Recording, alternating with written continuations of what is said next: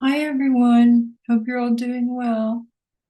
I have a new post for you today, and it is regarding some new research I found on bovine colostrum. I think you'll find interesting regarding the C word, which I'm not going to repeat outside of the particular article, research paper. It's titled Bovine Colostrum and its Potential Contributions for the Treatment and Prevention of the C word. Okay, there's a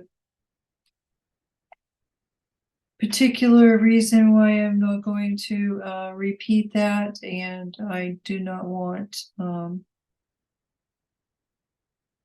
to be cited again by the FDA.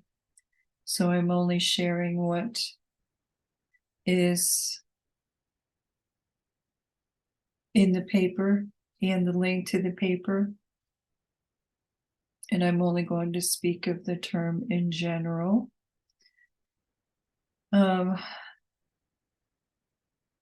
still make Google page 1 if you happen to look me up, and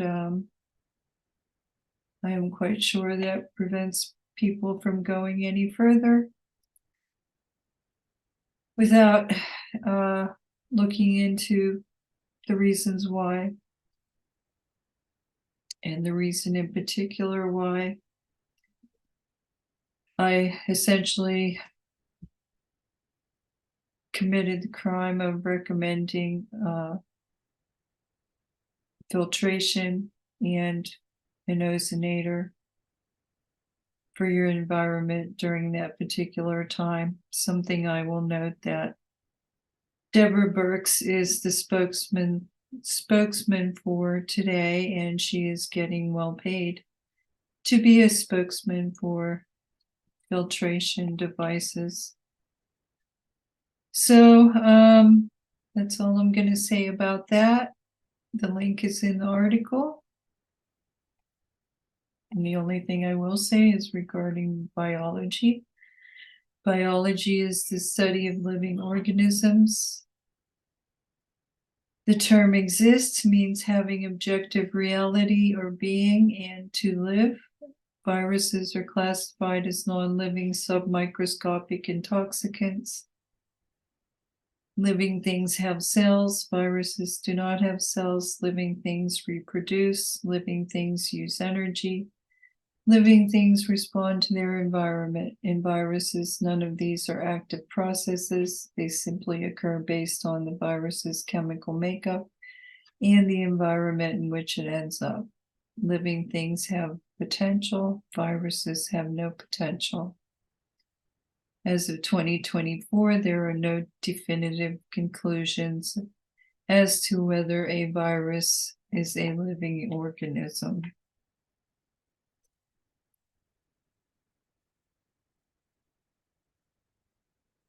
Infected cells contain the same proteins as non-infected cells, and PCR measures oxidative stress. And it catches the same people that it always caught: those who are sick, the elderly, those who are inactive, bedridden, etc. You can produce oxidative stress, and any positive tests with this in particular, with a can of soda or a drink. So they just measure oxidative stress, and that this has all been known for a very long time. So there is zero risk with a healthy microbiome. Did you know that all infections begin with immune deficiency? For any infectious or parasitic disease to start, it is always a requisite that the host suffer immunodeficiency.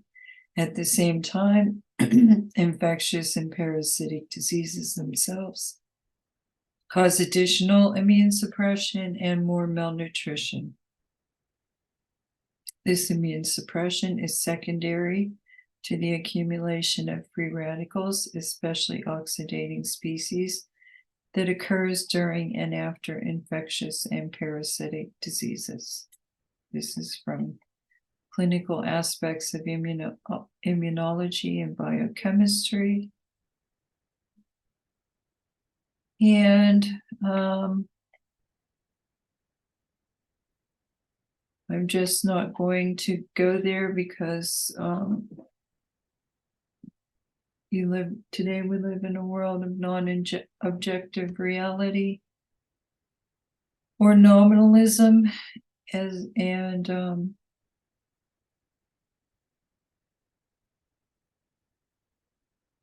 I just suppose it depends on which wave you're riding, on what you think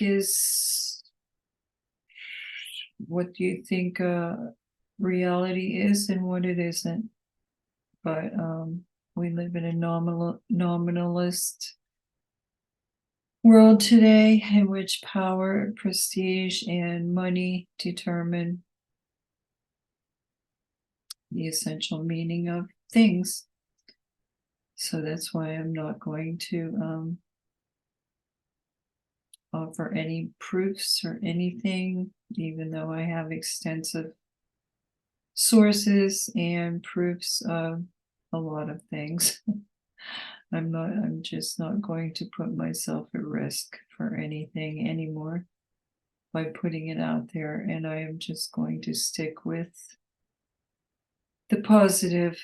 And the great thing about this particular research paper is it has some very extensive research regarding bovine colostrum, and I thought you might at least find that interesting because it's all gathered in one place, and it helps you learn about the specific components, how they have looked at them, when they have looked at them, what they concluded when they looked at them. So for that reason, I was surprised to see a research paper from 2023 regarding bovine colostrum. But when I was looking for something new to share with you, that's what I found, and I was quite surprised. So I will just read to you the conclusion of the paper just regarding the immunoglobulins. It was suggested that the application of HBC shows great potential for the prevention of, you know what? And HBC is hyperimmunized. I would disagree with that statement. And I do have research to show why I would disagree with that statement, but nevertheless, it's not on the market. So it's not on the market where you could receive it. So I'm not going to worry about it. So that is the final statement regarding the immunoglobulins alone. And as I said, the paper contains all kinds of things about colostrum and its components. And just let me click on this link because I want to try to remember exactly who published it. Just a second here.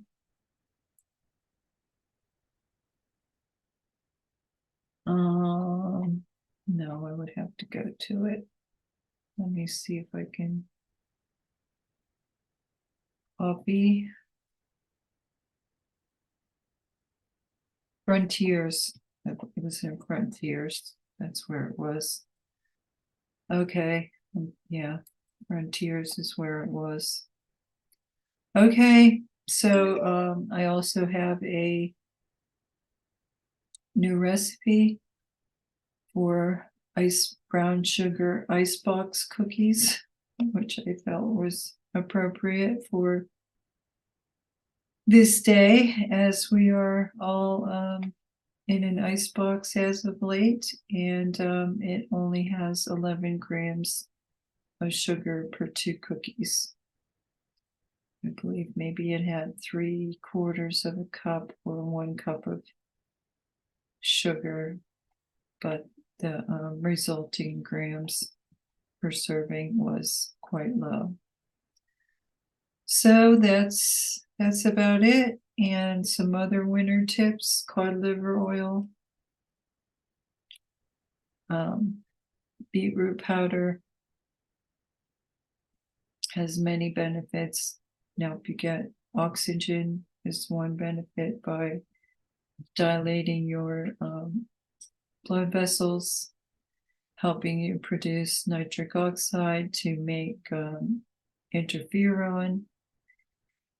Sodium ascorbate, zinc, and GSE is a great natural flu fighter, and also GSE is a superior antioxidant, and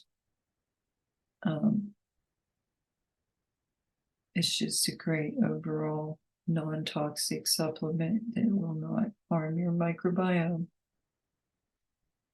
Okay, everyone, I think that's it. Have a great week, and again, don't forget to like, share, and subscribe. I appreciate it very much.